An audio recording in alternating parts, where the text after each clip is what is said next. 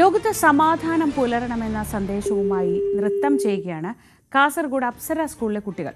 കുട്ടികൾക്കെതിരെയുള്ള ആക്രമണങ്ങൾക്ക് തടയിടുക എന്ന ലക്ഷ്യത്തോടെയാണ് നിഷ്കളങ്കതയുടെ ചിറകുകൾ എന്ന് പേരിട്ട നൃത്തശില്പം സംഘടിപ്പിച്ചത്. ലോകമിന്ന് അഭിമുഖീകരിക്കുന്ന പ്രധാന പ്രശ്നമാണ് രാജ്യങ്ങൾ തമ്മിലുള്ള ആക്രമണങ്ങൾ. ഇതിൽ ബലിയാടാകുന്നതാവട്ടെ കൂടുതലും കുട്ടികളാണ്.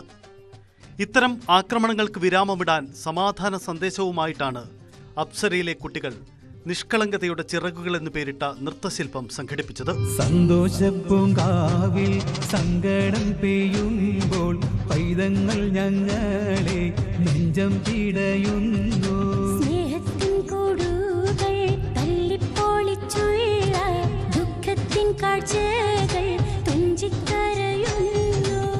പരിപാടിയിൽ 150-ൽ പരം കുട്ടികൾ പങ്കെടുത്തു.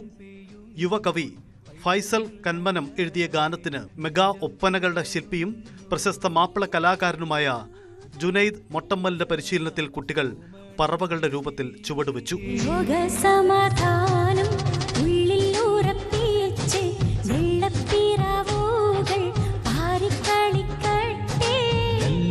പാടി കളിച്ചു പഠിച്ചവർ നാടിൻ വിളക്കായി ശാന്തി ചൊരിയട്ടെ. ന്യൂസ് 18 കാസർഗോഡ്.